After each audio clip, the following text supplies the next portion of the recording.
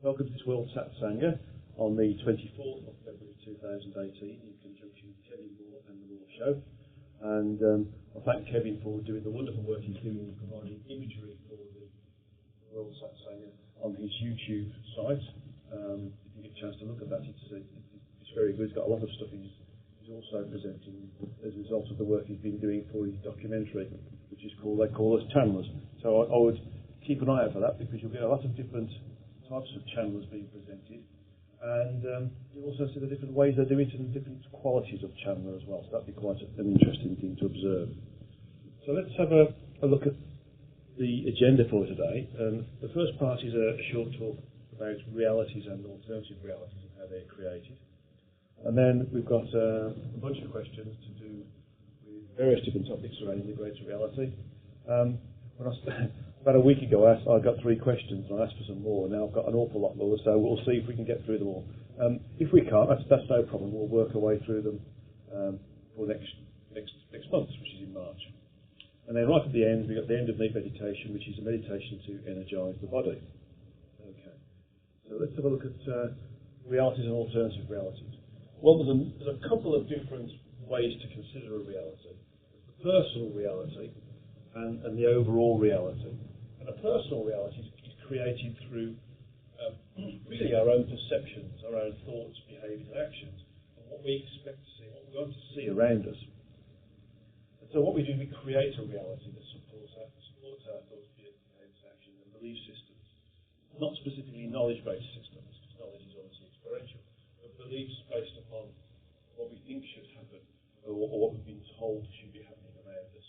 And so what we do is we create a system that supports what we want to see as a reality, an environment and a series of interactions with other people around us. So this is quite interesting, because it's actually psychological or psycho-spiritual, and we tend to find that we seek out people who support that particular reality, and that means that we find individuals who are the same type, thought process, the same sort of person, the same interests, and maybe even support exactly or slightly obliquely what we're talking about. So we enter into a form of communion with them, where we support each other through discussion, through communication of various different types, by the internet or by mobile phone or email, etc., or chat websites, for instance. And we start to create this system, this alternative reality, which is really specific to ourselves and those individuals that we communicate with, and nobody else.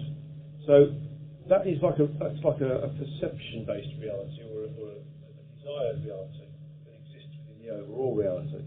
That's an individualised reality that is created through a desire for a different set of experiences or a different type of, what's a better word, experience in this particular incarnation. The alternative reality, I mean, you could argue that what we create and work with ourselves is an alternative reality for that which is around us. But there's realities and alternative realities that are specific to the totality of that which is the incarnation of race, and of course those other entities that are part of the gross physical universe. So we have the sort of mainstream reality, which is that which everybody enjoys within the physical universe, and we have pockets of other realities that are, as I've just explained, are psycho-spiritual, or they can be localized to a specific area, location, or for instance a country, or even a whole planet. And then there's the sort of the larger reality, which is associated with the universe, for instance. And the interesting thing is that the reality itself can be considered as part of event space, or is a function of event space. And the progression through this reality, if you want to call it the temporal progression, which only exists in the human mind, by the way, is a function of event space called an event stream, where a series of events link one to another to create a stream within the event space itself. Now, the standard reality is based upon a collective of things that happen around us. For instance, people working on different inventions, people working in their careers, their roles, creating infrastructure, communicating with other individuals across the world, for instance, or even communicating with other entities across the local galaxy or the universe. And that creates a series of sort of events that are understandable and recognised by everybody as being stable and solid. And then we start to recognise it as being what's happening around us, and we accept it as being the reality, this series of events and this event stream, so to speak. But when we start to work on different things that change the reality, it's almost like we have the opportunity to make a decision. We make a decision to go this way or that way, to take the bus or take the train, to take the aeroplane or take the boat, for instance.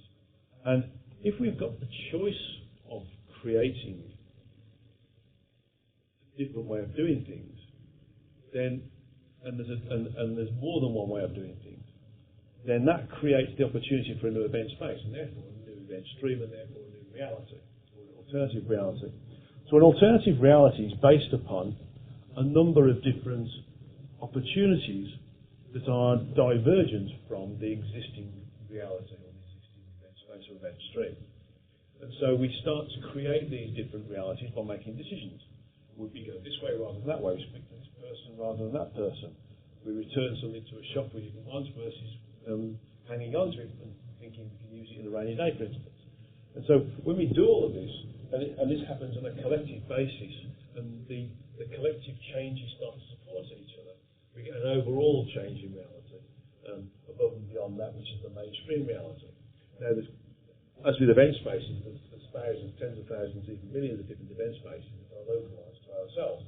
And the bigger event space which supports those little event spaces, that's the same with the realities that are created as a result of event spaces and event streams. And so we create all of this to our individual choice.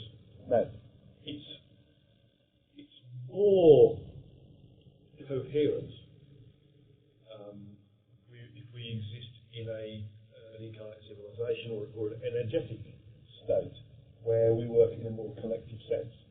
So the number of events and therefore the number of realities or alternative realities that are created through choice are limited because there has to be a collective viewpoint and a collective direction to move in one particular direction versus another.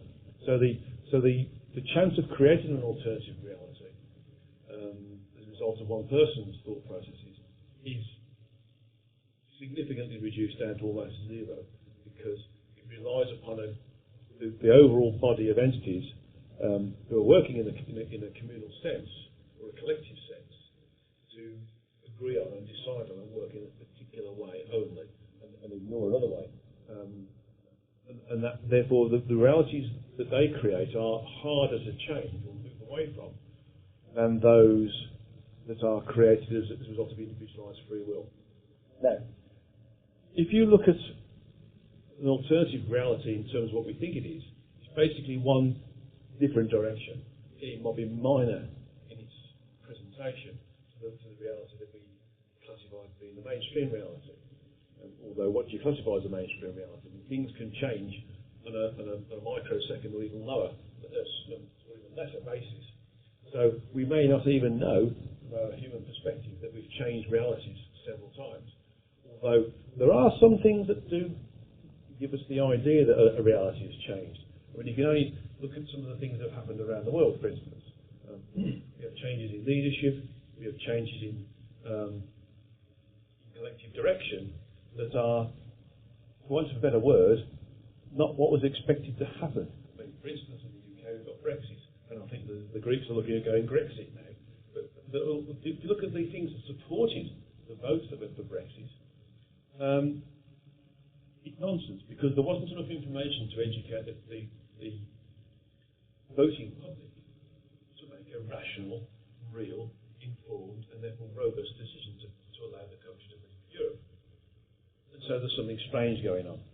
that is the change of a reality from one to another, based upon an individual using a thought process and delivering that thought process in a way which is attractive to those around him or her, to the point where they follow it without needing to see the evidence to suggest that that's a reasonable direction to go in. So we start to get an alternative reality that is presented within the reality that is supported at the moment. And therefore, if there's enough people to create that reality, that reality becomes the real reality. So we start to get the changes from the reality to an alternative reality by supporting a reality within the reality first. And then when everybody starts to accept that this change is going to happen, then that reality within the reality starts to become the mainstream reality for those particular individuals, that particular collective or civilization point of view, that are working in the area where the reality is supported by. And so we get these realities that are created as a result of that. Now, the overall reality created by those people on Earth is fairly random, and is very, for want of a better word, unstable in comparison to the reality, the greater reality that is around us in the rest of the physical universe, and of course the rest of the multiverse. And so that which is occurring on Earth is a reality, seeing now an alternative reality being created into the mainstream reality that is within the overall reality of that which is the function of all those entities that are incarnate within the physical universe. And so we get the reality within the reality.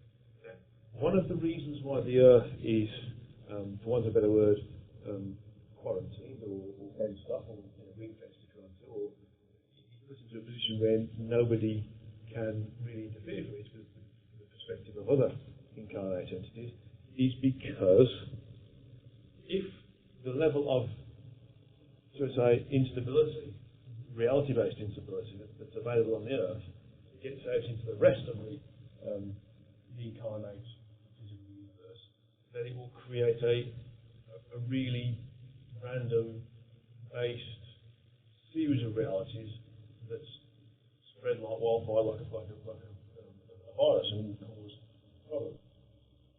Specifically in those areas where there's a more communal or collective level of communication with the entities in the greater reality, so to speak.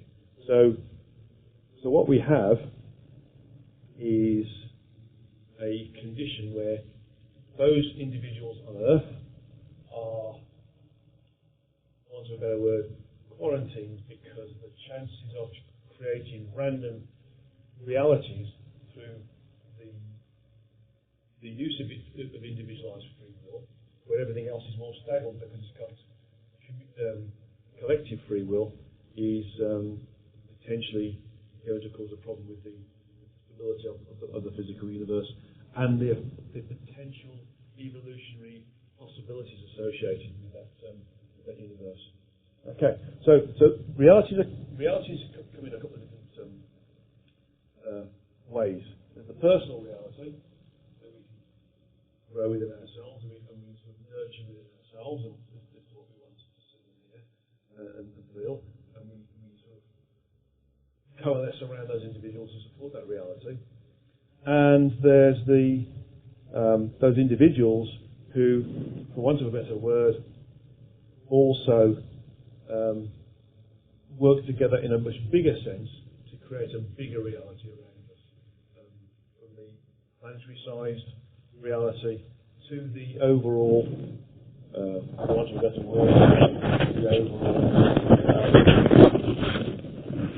universe-sized reality. Okay, so things are particularly different in the way that they're presented. Greater reality, larger reality, and alternatives to that need to, they only change as a function of collective changes, so to speak, and those which are realities within the reality that sometimes lead towards the reality itself changing and becoming an alternative reality. And of course, because of event space, all of these things exist concurrently anyway. So although we may move away from the mainstream reality, we are actually, for want of a better word, moving into a different reality that is being experienced with the event space and the streams associated with it. But because event space is what it is, that particular event space is duplicated, and we get another event space with the reality in there. So the alternative, or the additional reality, is a better way of saying it, is also supported as a result of that. So event space supports not just the alternative realities, but the additional realities. An alternative reality for us is saying that this is an alternative. But for those individuals who are working within that reality, it's real. And there's always a functional part of us which splits off and goes into that particular reality. If that's how it's supported. Not all of us go into that other reality, so we'll stay in the previous reality, for instance. But in essence, they're not alternative realities. They are different realities based upon different inputs and interactions with the environment and those entities within it, and how it supports the whole overall environmental and interactive infrastructure within it. So it's quite a difficult subject to work with. And to be honest, this particular reality is also difficult to work with as well. Okay, so let's have a look at some of these questions that some of the guys have put forward here. Okay. First question is, I want to ask for the next Satsanga. It's about the technical impact of technological advancements we have on humanity, let's say over the next 5 to 20 years, and if it can bring some problems.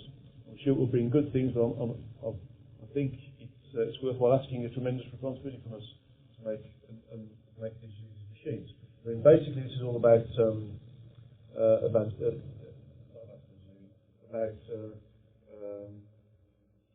machine-based intelligence. Okay, and the question is, really, AI is evolving so fast now with machine learning, big data, and quantum computers and robotics. Is it accurate to assume that in the near future, supercomputers will be more intelligent and capable than any human being in any fields, or that computers will have some level of consciousness or sentience? People like Elon Musk or Stephen Hawking are worried about that. There is going to be a level of intelligence associated with machinery. Arguably, there will be a level of consciousness associated with that machinery as well. The thing is, whether that intelligence is based upon a program, or whether it's based upon a learning function within the hardware, so to speak, that supports that program. In terms of consciousness, there will need to be a feeling of who I am, so to speak, from that machine, from that robot, as an example. And that can only be supported by the hardware that allows the growth of intelligence process that creates the level of understanding of who I am, so to speak, or beingness. Sentience is a different thing. Sentience is not something that artificial intelligence can support. So that's the difference between us and any machine-based intelligence or consciousness, that we are sentient and we are creative. You could argue that machines can be creative given the opportunity, but they won't be sentient. They will simply be able to function as a series of algorithms. And these algorithms may be created by themselves, so to speak, part of an evolutionary piece of software. But eventually they'll come to a point where the software is overtaken by self-generation of, for argument's sake, electronic synapses within a large piece of memory that allows the generation of what you could argue be called personality as well. So it's going to happen. There's more parts of this.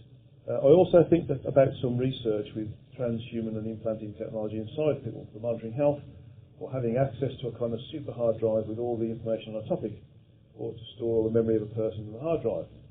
For example, with nanotechnology, many illnesses will be more easily curable, or if you have an implant in your brain, for example, with all the knowledge there, so you don't need to go many years at university. Is this realistic? Yes. There is going to be a potential where we could store information an alternative memory location within the human form at some point. Whether you want to do that is a different thing, whether it's desirable to do that is a different thing. There's more potential for a communication device to be stored within a human being, and this information stored in a central location rather than being locally.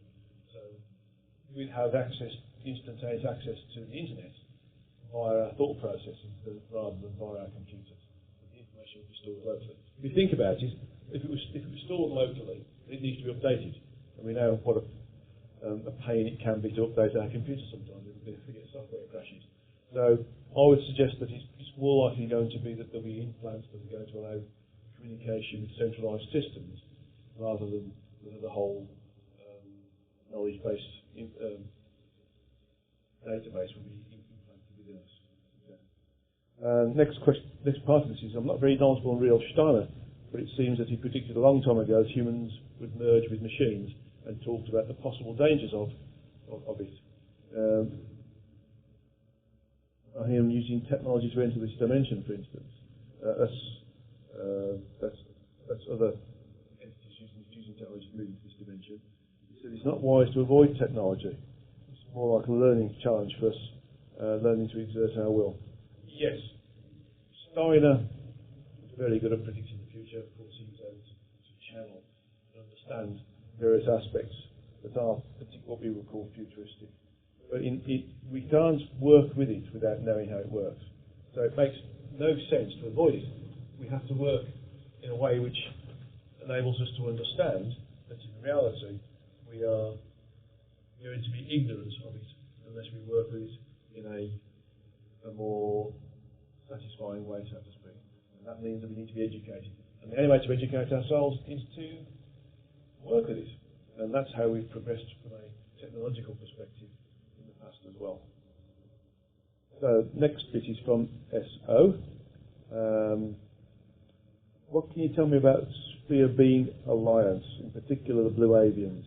I have seen or read that they are here to assist us through the ascension process. What is your knowledge or opinion on these entities? Have you ever been contacted by them? No, I've never been contacted by them, to be honest. But the thing is, there's lots and lots of sort of New Age or spiritual misdirection going around based upon people's thoughts, behaviours, and actions, or moreover desires, or people creating the reality. So that there are quite obviously incarnate civilizations that work together on various different frequencies within the gross physical universe. And those that are sort of towards the end of the gross physical universe, which is more energetic. And they will, where they can, if it's relevant, if they're asked to, support some level of assistance to make sure that we don't make a mess of things with our individualised free will. But there's a lot of them. The Arcturians are supposed to be some of these entities that do this. The Syrians are supposed to be some of these entities that do this. The Blue Avians are a completely new civilization to me. I don't know anything about them at all. That's not because they're not there, it's because I've not researched into them or even thought about communicating with them at all. There are many entities, including incarnate human beings, who are assisting in our ascension process because they recognise the for want of a better word, the benefit of ascension through individualised free will, which is what the whole point of the experiment is all about anyway. Okay. Next question is in relation to manifesting, for instance, money or new cars or physical possessions. How do I feel is the best way? I often read about intention, beliefs, positive thoughts and affirmations, etc. But would like to get your thoughts on this. Raising one's frequency is often mentioned. How would I go about doing this in your experiences? In terms of manifestation, it's about knowing it's going to happen. You create a reality around yourself by seeing, feeling, being, knowing, touching, tasting, everything that is supporting what you need to happen around you. You just feel yourself in abundance. You visualise this abundance that is going to happen to you and how it's going to happen and what it means to you. And it will happen. I mean, there are levels of abundance that I choose to work with, and I can turn the abundance on or off. that's quite simple to do. I simply see myself as having lots of work, or I simply see myself as not having lots of work. And so the rise and fall of my work, or the ebb and flow of my work, is usually aligned to my thoughts about having a rest, or thinking I should be of service more. So it's all about projecting this state of beingness, this like reality around yourself that is consistent with, congruent with the reality that you want, which may need to be in total abundance of any sort of abundance. So it's all about that. It's all about, and you see it every day. You think about it every day. You see it every day. You see it working. You see yourself interacting with it, and then it will come. Okay, so you have to be careful that you don't get addicted to materialism as a result of it. So be careful what you ask for. Next one is about conspiracy theories.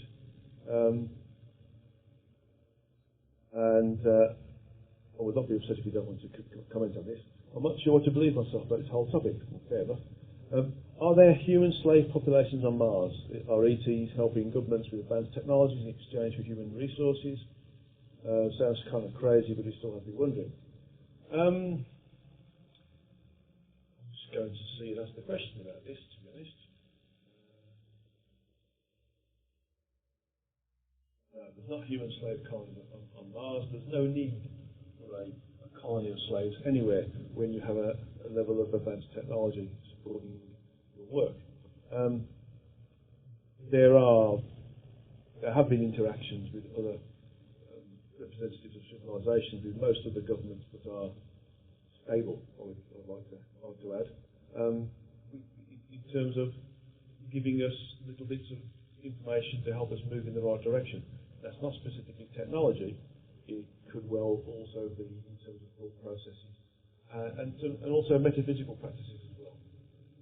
So we don't always get technology. We sometimes get some direction in terms of how to think, how to behave, and how to act. And sometimes what political directions to go in as well. So there is little bits of help. Generally, though, there's the Earth is ring-fenced.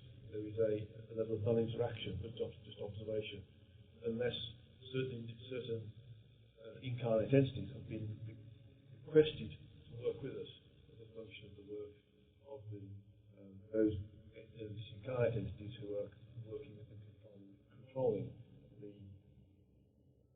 device for the experiments that is here on Earth right now. And the last one is about communicating with your higher self.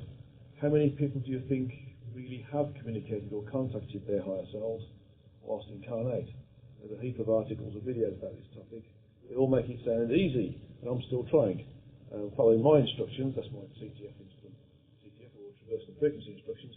But so far, no luck. I'm going to keep practicing. Good. So it's got me wondering if others really are. That is a very political question, spiritual political question.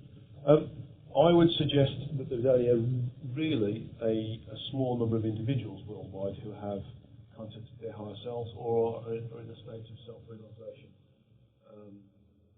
Probably in the low thousands, to be honest, if that.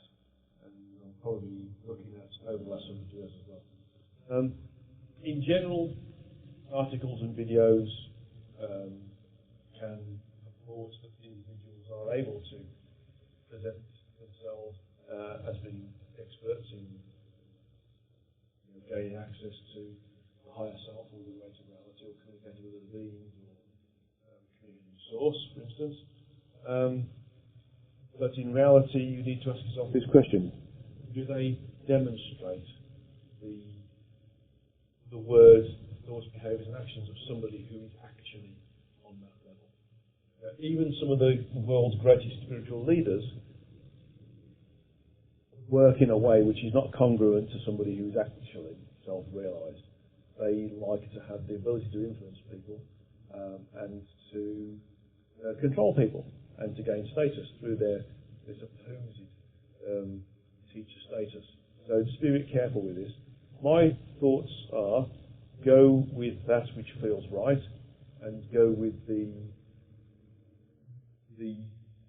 traditional ways. There's some forms of Buddhism that works, and some forms of Kriya Yoga which work as well. Well, Kriya Yoga is not some form of safe form. So work with Kriya Yoga as a good start point, and also work with clearly meditation.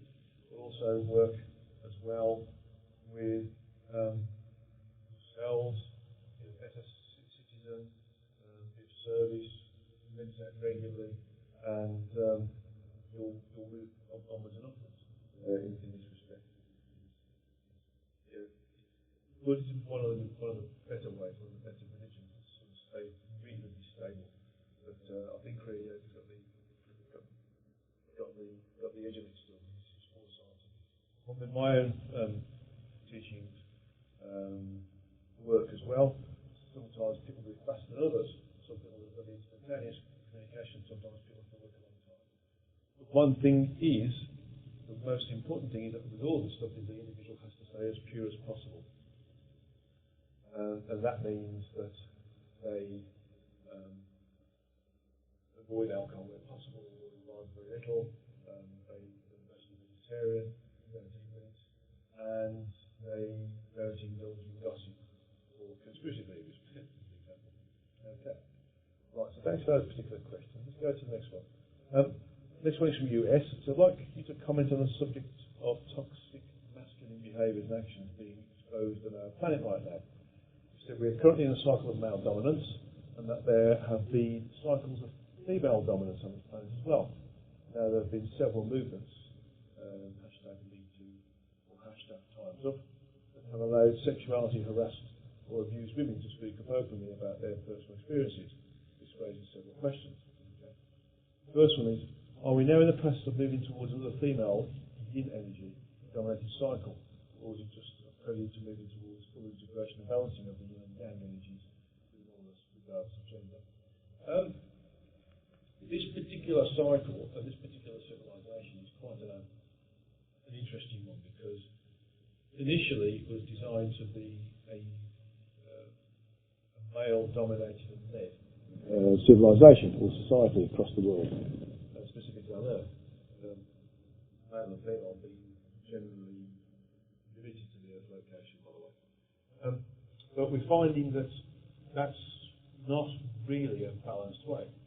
Neither is fully feminine either. There needs to be some form of balance between the two. And so we are, if you like, we're bouncing up the walls a little bit before we actually come down to the function of fully integrating the both male and female, the yin and the yang energy, you've got to call it that, and making everything equal and reasonable, and taking the best out of each and moving forward rather than the best of one thing and not moving forward in another way. So it's all about, we are moving in a more sort of integrated but still dualistic condition rather than individualistic condition. The second part is, how is this related to human? I'll start again. How is this related to humanity now entering the cycle of energy in the ascending arc of the Vapara Yuga in the global consciousness cycle, according to Sri Yukteswar? It's part of it. It's almost like the beginning, the baby steps, the very first rungs in the ladder, because there needs to be a recognition of self and a recognition of others as being part of self before we can go into this global consciousness cycle. So the start point of people questioning their reality is, for want of a better word, the start point of this Dwapara Yuga that we just talked about. Quite some way off yet, and it will only happen when we all become globally a higher frequency and start to realise that we are not the human body, but we are something beyond the human body, and that's it. Third bit is, the balancing of yin and yang energy a gradual process, or does it happen naturally when we move into a higher earth, i.e. the fourth frequency level or higher, where the poles are clustered together, not so black and white?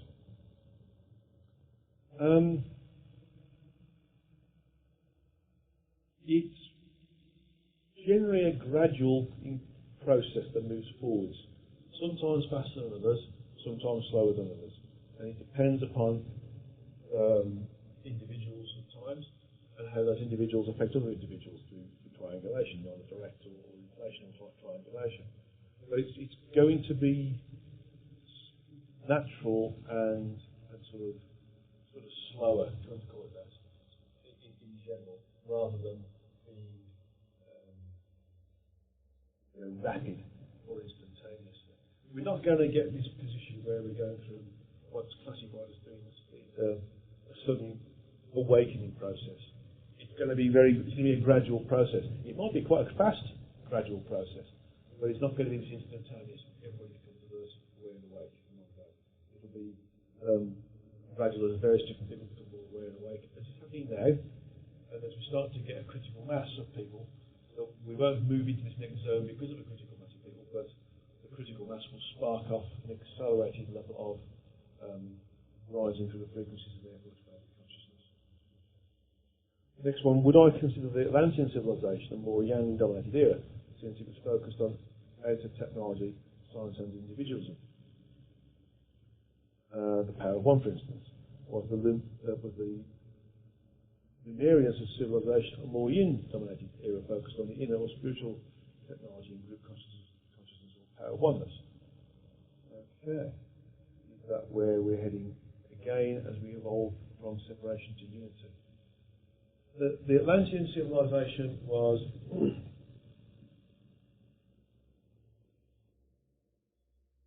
it was originally a function of the power of oneness, but became corrupted and ended up being the power of one as individuals started to become more conscious of all processes and wanted to have status and material wealth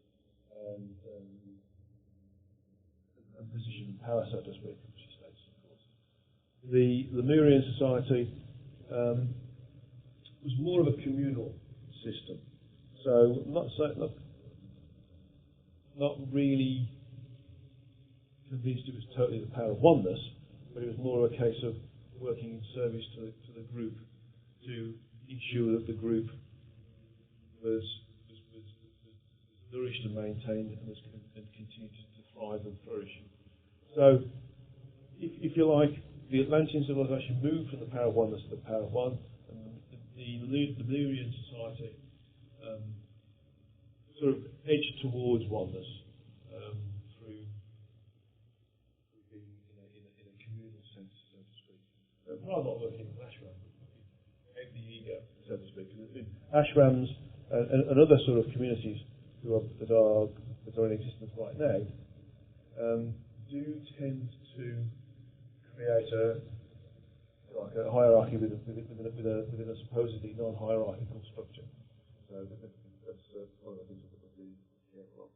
But we are starting to go towards oneness, slowly.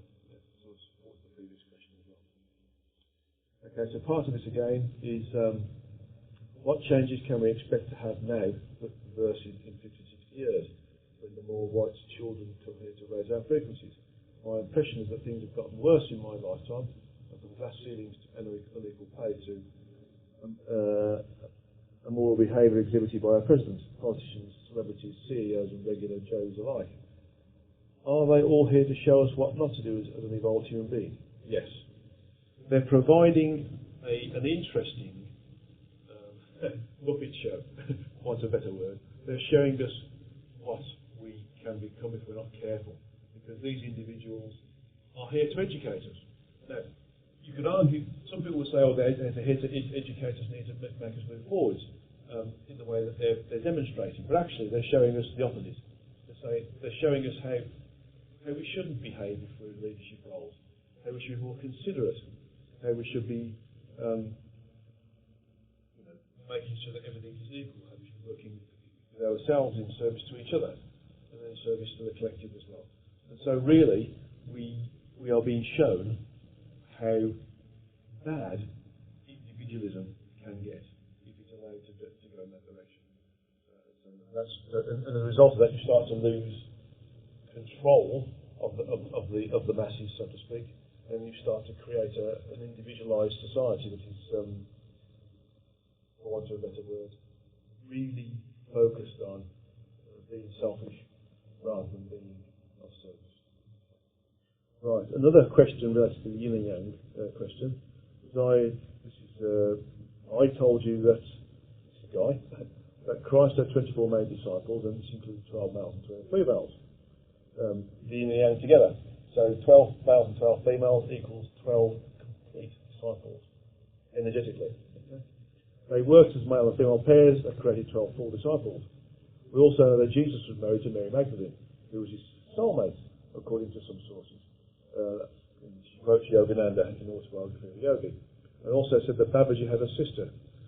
Okay? The question is, since Jesus is a source sensitive, i.e. an ascending master from the source sensitive 4, is Mary Magdalene his true soulmate, meaning did she come from his true energetic self or another true energetic self?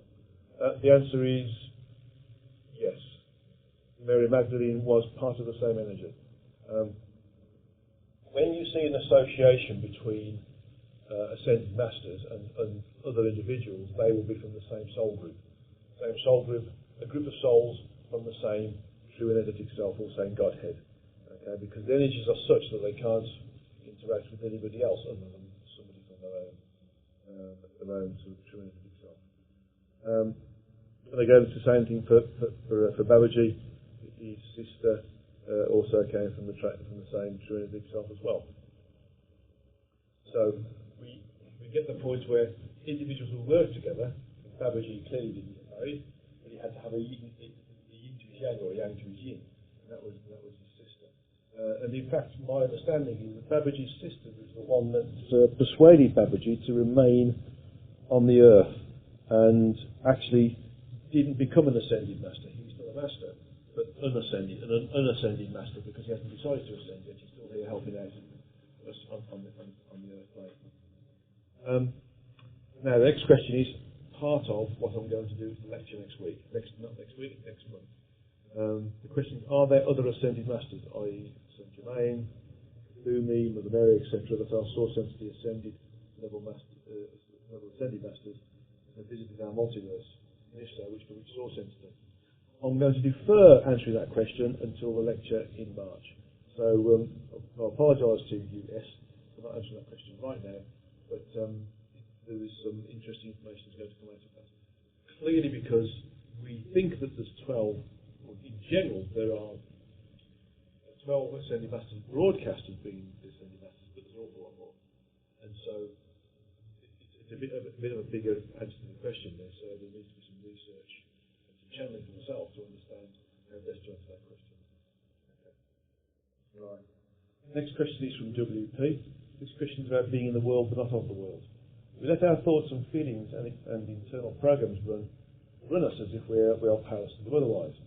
When unpleasant events or even tragedies occur in our personal lives or in the world, like the Parkland shooting, we feel a lack of safety or approval or control. We feel depressed over the human condition, where we are all too human being in the world, allowing the world to control us. How do we get out of all of this and be in, but not of the world, free of the world's travails or travesties? I believe the ascended masters must have accomplished this in order to ascend. Yes, it's a very difficult place to be. To be detached from that which is going on around you is a very fine line to walk. When you're detached, you're accused of not integrating or not participating or not being part of that which is there. Not participating, basically. So you become ostracised from those individual human beings that you're working within and around. So it makes a lot of sort of sense to think, well, we've got a responsibility to interact with those around us, whilst also being detached from the vagaries of that which is going around us. The master is able to remain detached whilst integrating and being responsible for his earthly responsibilities, and therefore remain integrated whilst not being integrated. So the vagaries of being incarnate don't affect them, but they're still able to function properly. So they don't draw attention to themselves so much. By that I mean, you're not so aloof from the situation that you draw attention to yourself. You don't care or don't want to interact with those sort of things. It's really quite a difficult thing to do. And there's a lot of people who see people who are detached and who are working at being in the physical, but not of the physical, are simply not interacting, or not being part of what's going around them. And they end up being sort of ostracised and sidelined in different careers and that sort of stuff. So it's not to interact, and we have to play a little game really to show that we are interacting and part of the show, so to speak. We have to be a good actor, knowing that in reality we're not the actor, we're something else. And it's the play that we is just a play. It's not really the base reality. Okay. So we've got another question here as well, and from ME. It's all about realities again, alternative realities. And the question is, do alternative realities manifest when two or more players or people interact, and the reality that is experienced differs due to each player having a different version of the potential outcome? If two or more players interact with a reality, they reinforce the reality that is theirs collectively. They create a small collectivity, and there's a synergetic effect associated with that. So, if those two players or people differ, then they will not be part of each other's reality, so to speak. They will move away from each other and find somebody who supports their reality. So, the reality, the individualised reality, needs to have another individual support that before it becomes a reality. Otherwise, it just becomes an estranged position to be in a frustrated thought process. So people like to seek out people who think in the same way. There's an old saying, birds of a feather flock together.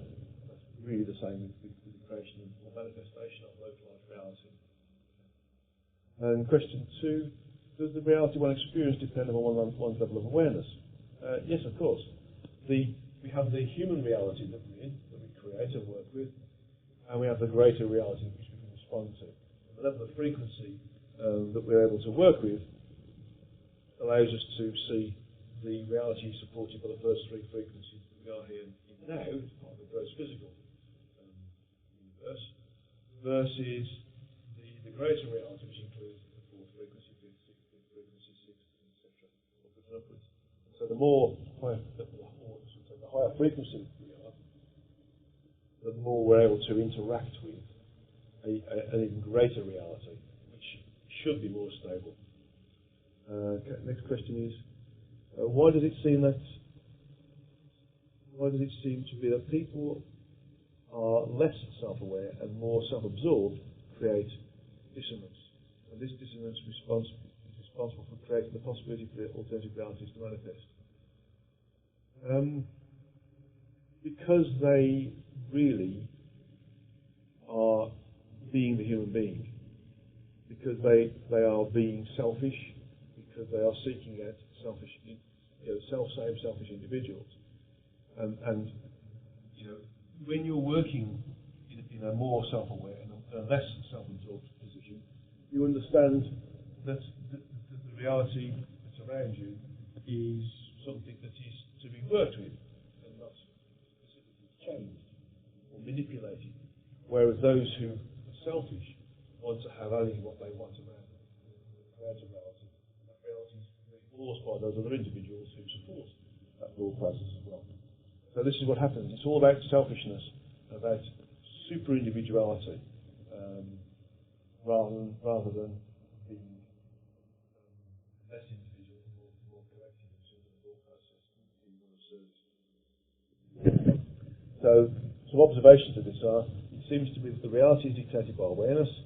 The more myopic your vision, the more likely you are to manifest an alternative reality of the same levels or same events that others experience in a different way. In other words, closed-minded folks see things from a limited view. This limited view reinforces their biases. Correct. And when your perspective is more inclusive and broad, the more likely you are to see multiple realities and potential outcomes. Correct. And you also see these multiple realities as part of a bigger reality which supports everything. So you see the smaller realities within the bigger reality, and you stop seeing them as smaller realities. You start to see them as part of the bigger reality and the potentials for experiencing different things within that bigger reality. So that's Those are good two observations. Thank you very much for that. This is from EM. There seems to be an explosion of channeling recently. What do you see going on with the energies or frequencies because of it? Can people send curses to others, negative entities, etc.? Yes, people can send not so much curses, but thought forms, which are negative, which are specifically negative entities. They're entities that are created through the misuse of spiritual functions, and they tend to use the lower frequencies associated with the astral levels, which are fourth and fifth level. The curses would be just energy that's used to create a disharmonious condition to affect those individuals in a physical way that creates disease or virus or poor health, for instance. But the thing with channeling is sometimes it's fake, sometimes it's communicating with the wrong entities, sometimes it's communicating with energetic entities, sometimes it's communicating with incarnate entities of slightly higher frequency, sometimes it's communicating simply with yourself. But moreover, the channeling is pure and the channel is pure, then it's going to be good. And it will mean that the overall energies and the frequencies associated with those individuals that are channeling will affect others in a positive way. If the channeling is used in a, for want of a better word, a selfish way for self-status or gain, then it's not going to have the same energy or frequential state associated with it. So what we'll start to see is that certain individuals will gain followings on frequency, thought process, and those sorts of things. So we have to be very, very careful with this. When you see a channeler, when you see the content of the work that they're working with, question it. Question your own intuition. Does this feel right? Does it feel right for me? Or does it feel right in totality? Or is it simply one's thought processes that are being manipulated as a result of somebody wanting to put their own point of view forwards and using the word channeling to justify, to augment the importance surrounding it. Okay, thank you for that. Next question. So this is from JM, little a. So, dear guy, two questions and observations. One day last week after meditation, the term walking came to mind. Walking, by the way, is when the soul moves into the vehicle, the entire vehicle, and the soul that's incumbent moves out in preference to the new soul. And these needs to be temporary or permanent, when the soul together with one soul, etc. In the Andalas, by the way. I listened to a tape that said that President Lincoln was a walk-in, as he did not think he had it in him to do what he came to do, and stepped into complete mission. In a sense, aren't we all walking? That's the question about President Lincoln. Speaking of the President Lincoln had a temporary walking condition. So the primary soul was there still. The secondary soul came in to offer skill sets, abilities, and leadership qualities that were not specifically there with the original soul. And also, it was seen that this particular opportunity of the incarnated body that we call President Lincoln needed to have more leadership inertia behind him to make the changes that he made. So in essence, it needed to have some more, not so much coercive, but more charisma surrounding it, as well as this decision-making process. So there was another entity that came in later, the secondary soul, working in tandem with the primary soul within this particular body. Okay. So the question is, in a sense though, aren't we all walking? Are we not all energy beings choosing this physical experience temporarily? Are we not all learning to manage these particle suits that we find ourselves in? It's more and more that I find it fascinating how this suit works, especially as we age. I know the feeling. Somebody's going to say, well, you can stop it. So about aging. Yes, you can, provided you are pure of thought, behaviours and actions.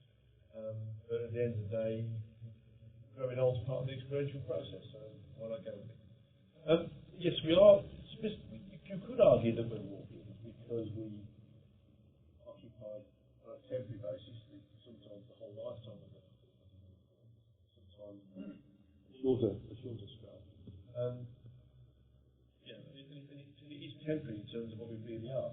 But the term walking should be used in a descriptive sense for the replacement of, the swapping in and out of a soul, or the temporary occupation of another soul within the same body. So for instance, a soul can come in, replace another soul as a walk-in. A soul can come in temporarily and observe what's going on with another soul in their incarnation and then move out. A soul can come in and work in tandem with another soul and then move out.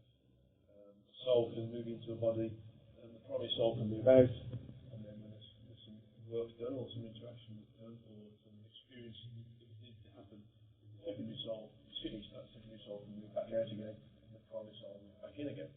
So the term walking is to do with substitution of, or augmentation of, the decision processes supported by the primary soul in the incarnation, not specifically the incarnation per se. So that's the way I'm thinking of the better way to describe it. So it's all to do with substitution, whether it's temporary or collectively. Next question is, after reading the newsletter's comments from Source on flow, this is one of my big questions. While I have a lot of experience of surrendering and going with the flow and feeling things in the presence of things being on, it seems that to be in this balance between will, focus, movement and action, which sometimes feels like using the will and focus to create or imagine, and they are then just letting go and allowing. Are we just expressions of Source? Are we co-creators with Source? When should we be focused on creating and when do we surrender and allow? There is also the experience of the energy coming in and causing action to do or create when you are actually being moved to do so. It's simply just letting go and allowing what is to be. Right. A shard is an individualization of an aspect. An aspect is an individualization of a true entity itself. True entity itself is an individualization of Source. Source is an individualization of origin. So, I'll say it again. A shard is an individualized aspect of an aspect. An aspect is an individualized aspect of a true entity itself. The true entity itself is an individualized aspect of the Source entity. The Source entity is an individualized aspect of origin. So the answer is yes, we are all aspects or expressions of Source. Like an atom within Source, for instance, and a Source of an atom within an origin, as an example.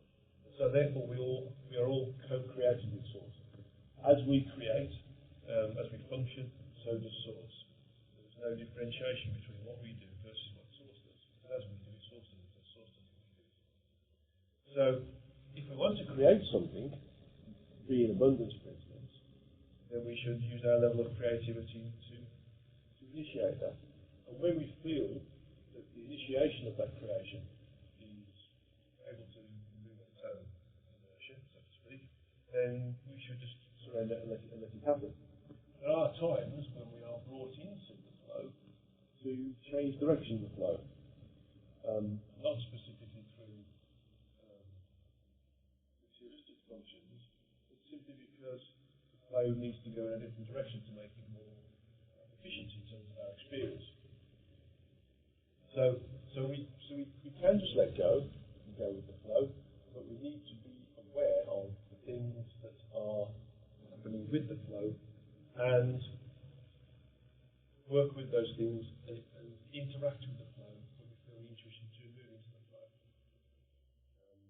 For instance, if you moved into a particular career role with a particular company and that felt nice and you were working with that and you were happy, and then you got the feeling that you should choose roles, and you wouldn't ignore it, you'd try to choose the role.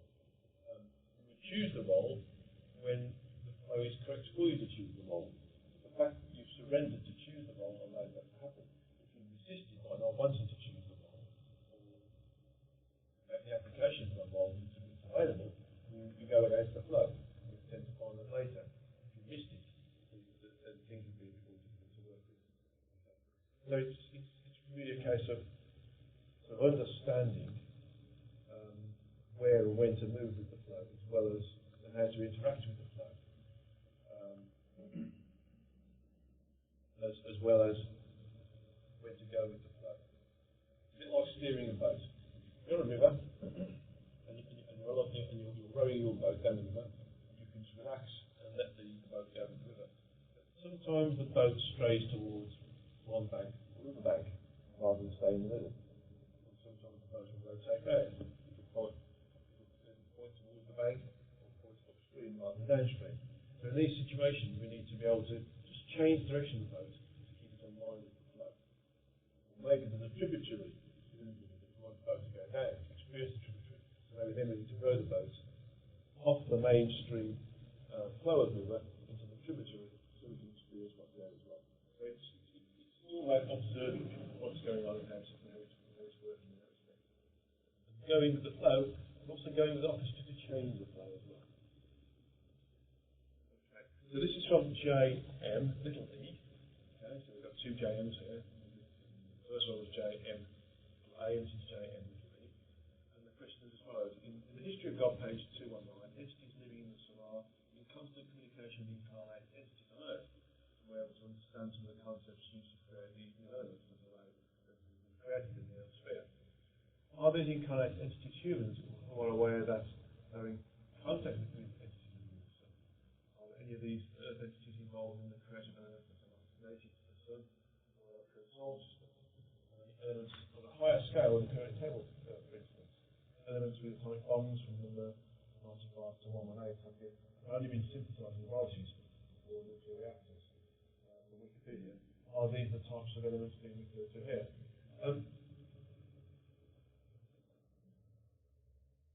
The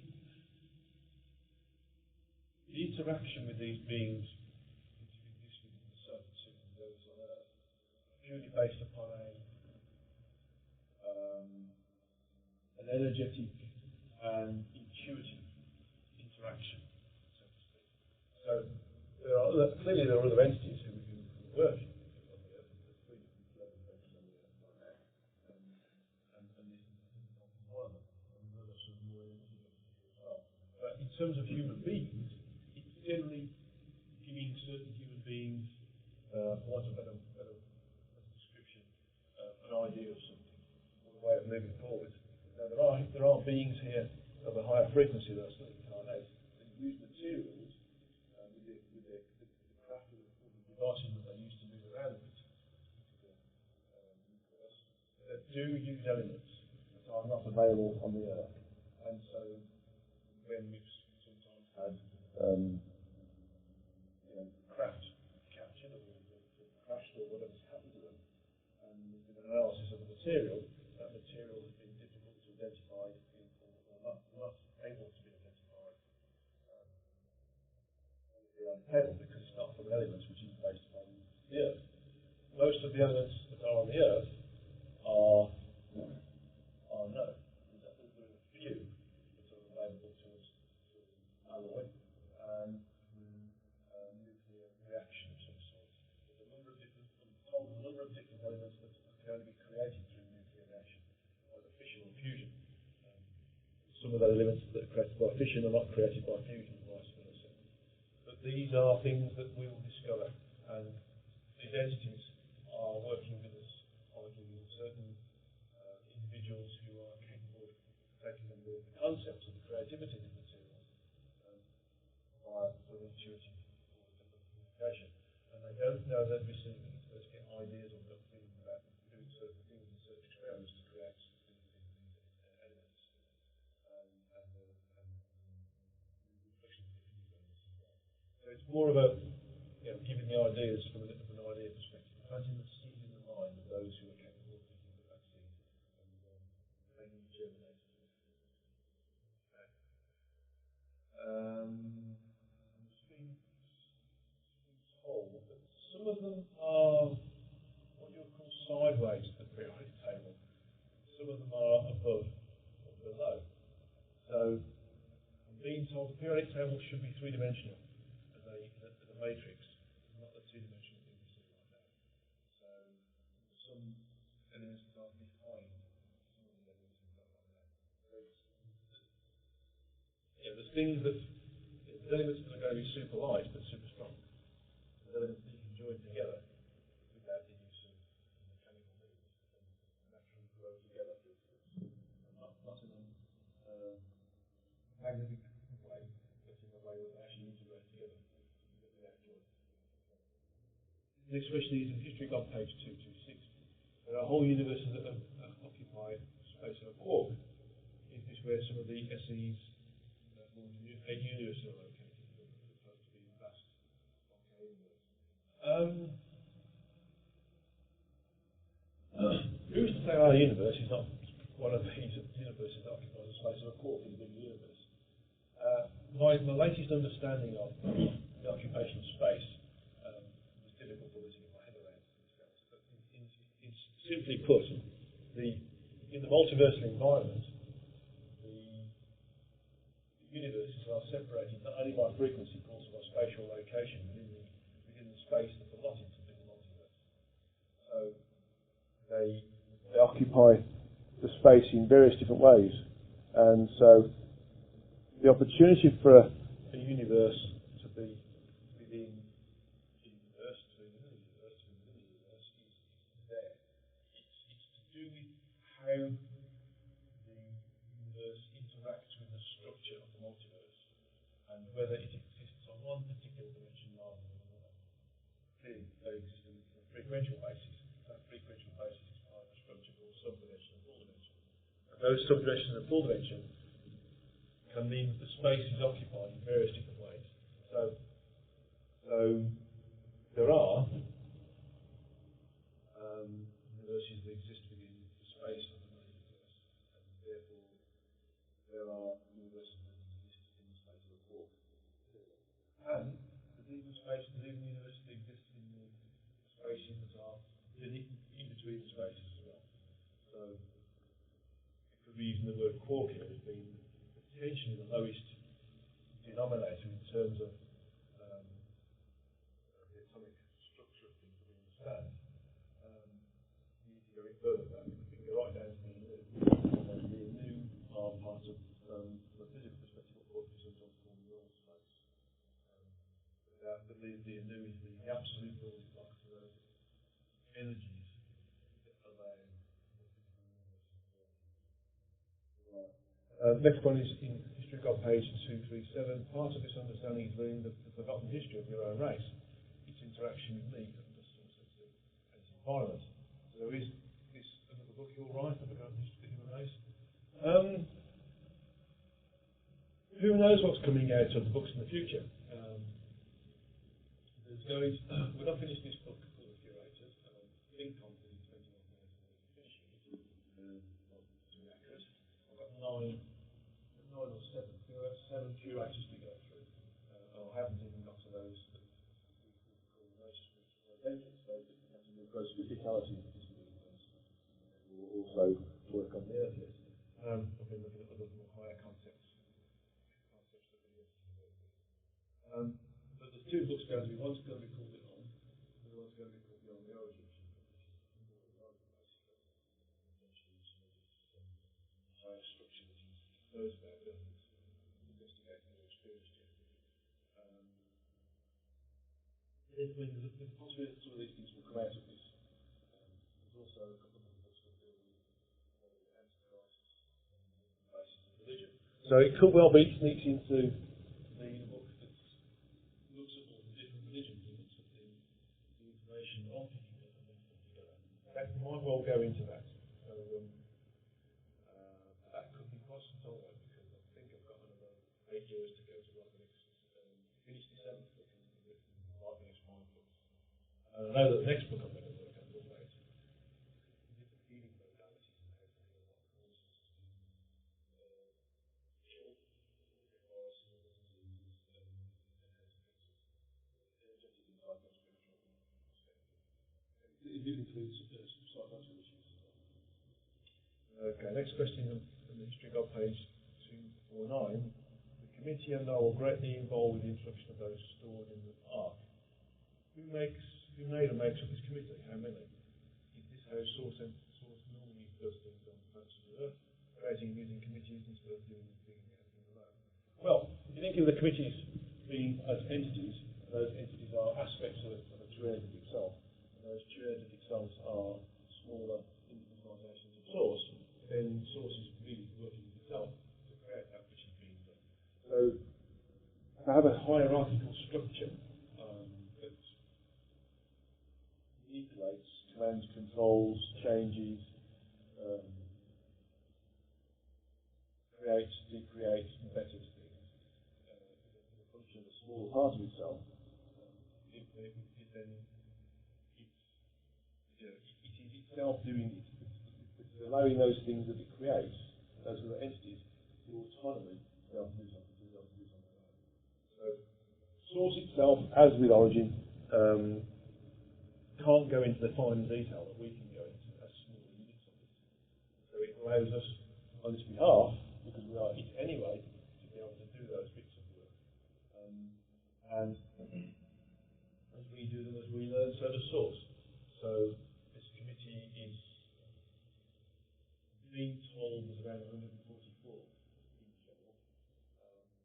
This is work on different frequencies or states associated with those physical universe from our perspective.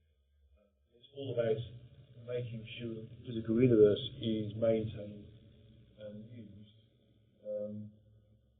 in an evolutionary efficient way as possible, as efficient and evolutionary way as possible. Okay. And then dealt with the generation of and the modification of the human form, these various different methods, and also the regeneration of civilization on Earth after the various different civilizations of demise themselves, so to speak. Okay. So really, it's source doing it himself, but we're doing the relation to source. We are doing it, but we are source, so source is doing it. And the extra thought, also on the reference that the dolphin race communicates with the human committee on a constant basis, helping to implement mankind in the human process at the group level. That's history of God. 268. And the dolphins arrange a meeting with the committee of man. Page 269. Yeah, I mean, dolphins are almost curators. They're here to provide stability and energetic interaction with others. They provide thought processes, stimulations for us to work with. The possibility that there are other entities of sentience on the planet. Of course, they're sentient beings. They're sentient incarnate forms. Their level of interaction with the environment is supposedly limited to the seed, but they have different methods of moving around as well, and they have different methods of communicating as well. They also have aspects, souls, like we do, and those aspects or souls, because the dolphins have got a particular function, communicate with those. Some aspects or souls that are part of the structure, that is one of the committees or the groups of entities that try to maintain the evolutionary opportunity on Earth as a result of this last free will. Okay, well, we've managed to get through all of those questions, which is fantastic. I didn't expect to do that. And we've gone through about an hour and 12 minutes, 13 minutes. So what we can do now is we can go straight into the meditation, which is meditation to energize the body. This will be quite a short meditation, but it's going to be something which is fairly simple to do for everybody, and not really complicated. That's why I say it's simple. Something you can do fairly quickly on bed at night.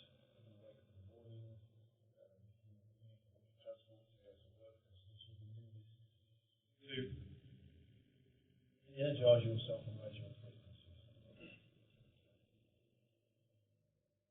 So let's sit in our straight back chair with our feet flat on the ground, with our hands, palms uppermost on our upper thighs.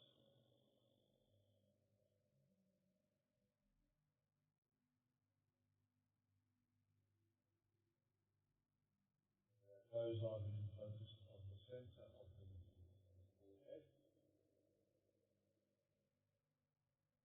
Meditation on the spiritual water line, which isn't the same as the spiritual water line chakra.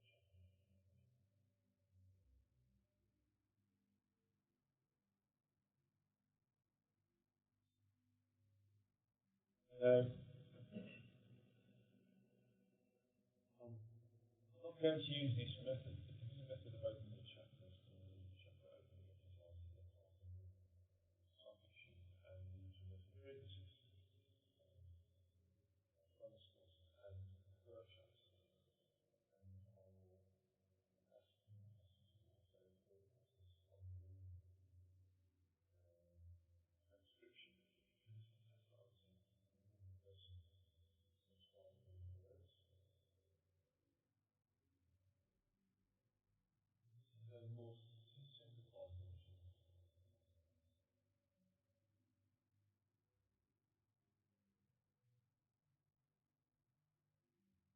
Just visualize that your base chakra, which is your root chakra, which has its point of origin, two legs in the body, the general point area of the groin, is a cone-shaped object, rather like an old megaphone, with a paper cone there, press the cone out to the centre of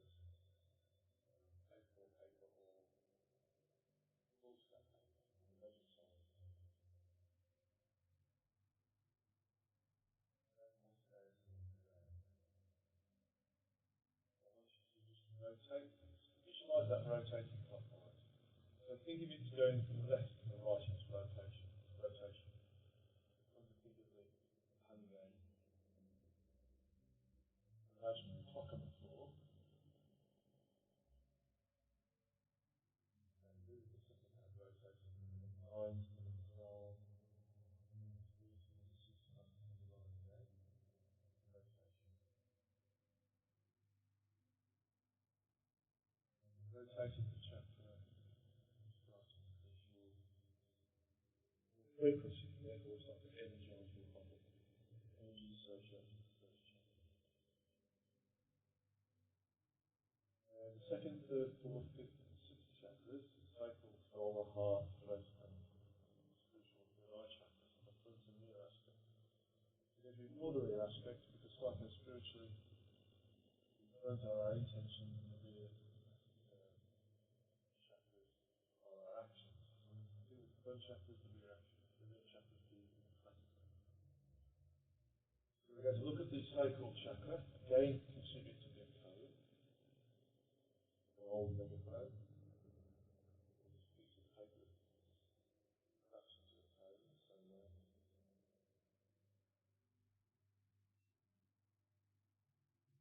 And the point of origin is 3 inches or 7.5 centimetres below the navel, below the belly button, or that's the front. Okay, I want you to just rotate. Visualise this rotating clockwise. We're going to use a visualisation of the clock on the wall in front of you. Again, think about it going from the 9 to the 12, from the 3 to the 6 to the 9 again. That's how it rotates clockwise. The rotation is clockwise from your eye view. Not looking, so it's looking out of your eyes, not looking into your body as an observer. And you have your eyes. Rotating the second chakra, sacral chakra, your energy in, relevance to the second purpose.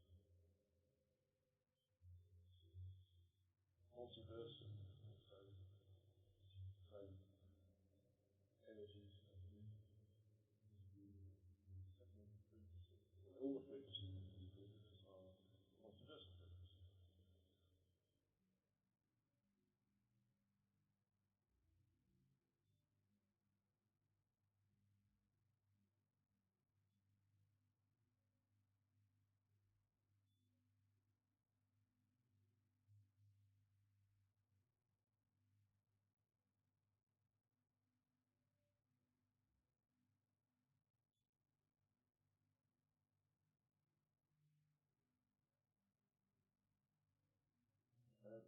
third level now, so now pulling energy associated with the sacral chakra, second level.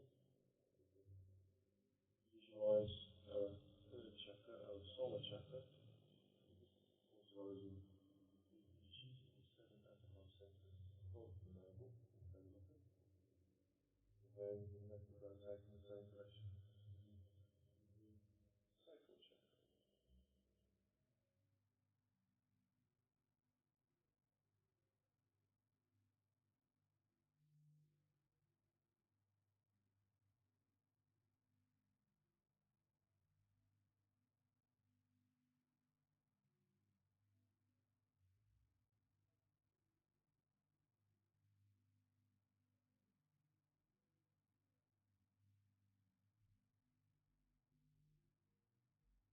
Visualize the body within the third chakra, the sacral chakra, so the solar chakra. You start to feel also your body tingling there. You may have heat, you may have pressure around the area of the third eye as well. So we go to the fourth level, let's get some energy into the fourth level, the heart chakra. Again, visualize this cone, projecting towards an area, the centre of the foot of the chest, in the area of the sternum. Again, rotating clockwise in the same direction as we do for the sacral chakra and the solar chakra. While you'll do this, of course, the real aspects of the sacral and the solar chakras also rotate clockwise, but if you're looking out of your back, okay, follow the same rotation.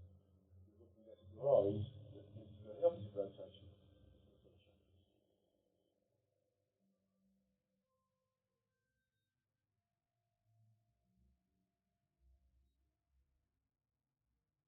Pulling energy in lower astral,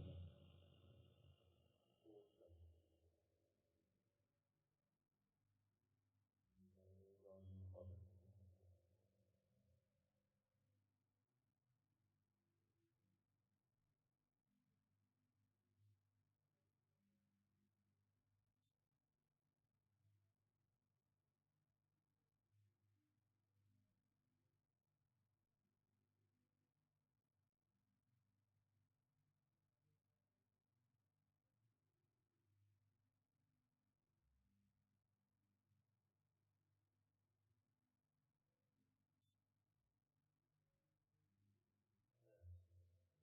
On the energies, the tingling is looking subtle there, and there's some temperature change instead.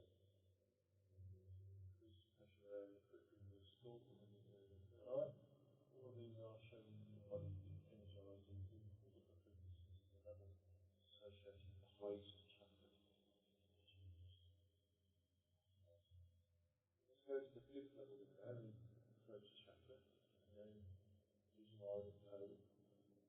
Projecting out from the centre of the front of the neck, around about where the Adam's apple is, male SML. Again, rotate that clockwise in the same direction as we just done for the sacral, solar, and heart chakra.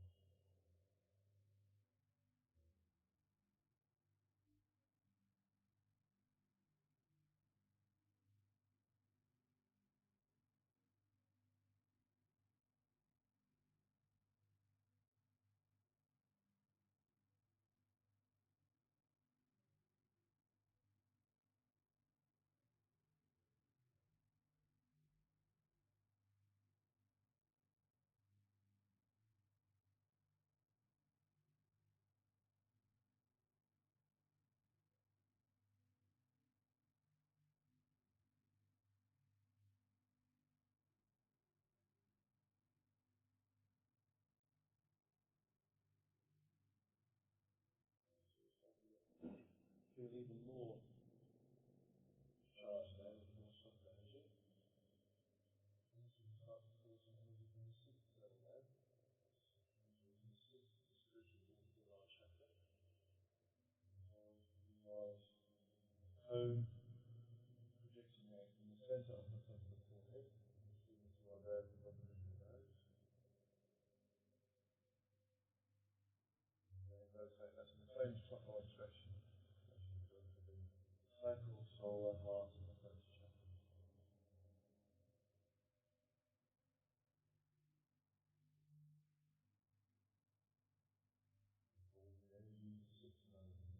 start to feel slightly different now. I'm starting to not feel that tingling.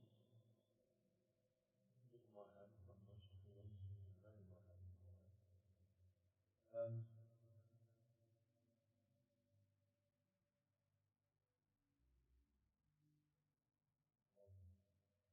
More pressure in the area of the third eye. So as soon as you got that thumb on the sideline of my head, pushing on that area and moving.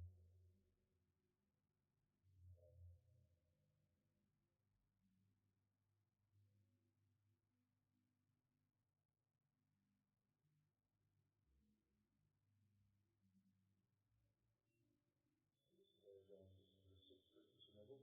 The fourth level, by the way, is the lower astral. Fifth is the upper lower astral. The sixth is the lower upper astral. So to move into the seventh level, which is the upper astral, we have to visualize a cone projecting out from the top of our heads up towards the ceiling. And once projected to rotate back clockwise for energy, we visualize a pot on the ceiling above us. Again, the second hand rotates from the eyes to the soul.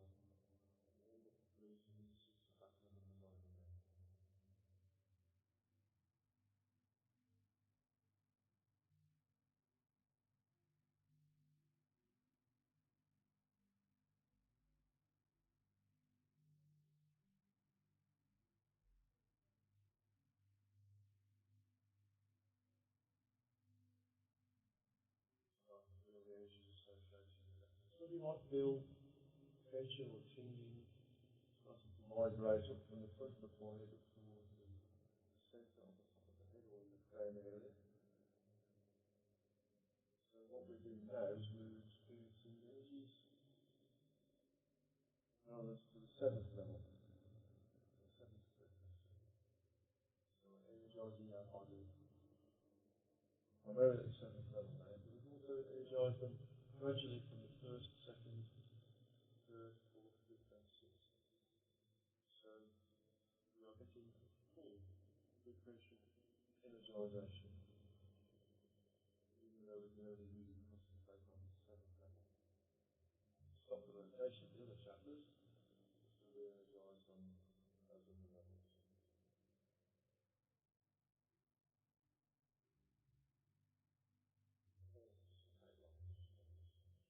If you want to, you can simply stop the energization process by moving back down in reverse order. So just stop the rotation of your crown chakra. Focus on the spiritual third eye chakra and stop that rotation. And then go to the throat chakra, stop that rotation. Heart chakra, stop that rotation. Solar chakra, stop that rotation. Sacral chakra, stop that rotation. And facial root chakra, stop that rotation.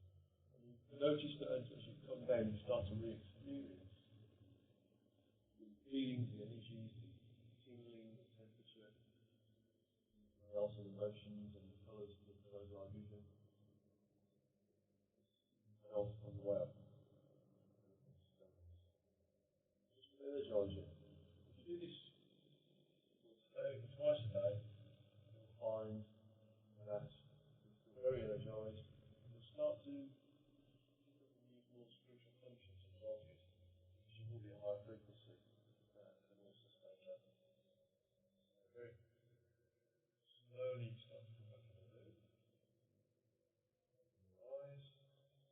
Again, this should only have taken a few minutes. Also 15 minutes in the agenda, but let's have a look. Yeah, that's about right, 15 minutes per hour. So basically, you can do this in the morning quite easily, or before you get to bed quite easily, or anytime you remember to do this quite easily. If you travel to work on public transport or on trains or buses, for instance, or even if you fly, you can do this as well, and this will boost your energies, raise your frequencies, and make you more capable of dealing with today's physical work as well. So that's the end of this particular Satsanga. I thank you for your participation. Thank you very much. I thank Kevin for doing the work later to incorporate it on the YouTube channel. I'll thank you usually within a couple of days of the broadcasting of Satsanga. Next Satsanga is on not the last, I think it's the 31st of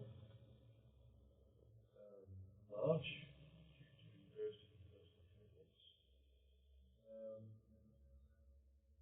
So 5 week wait.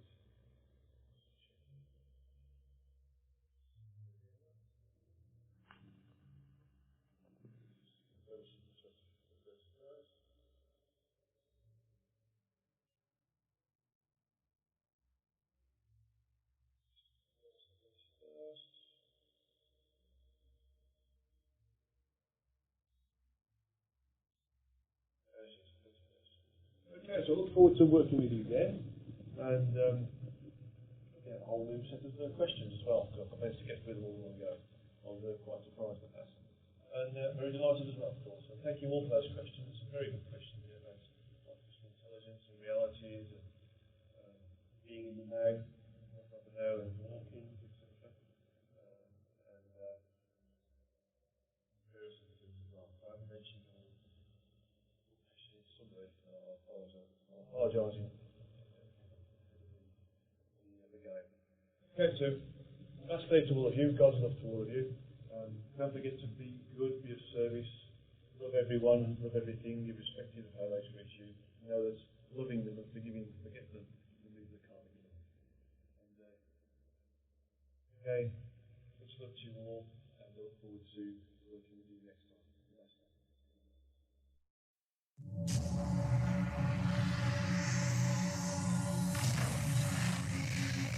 Did you see the aliens in Crete?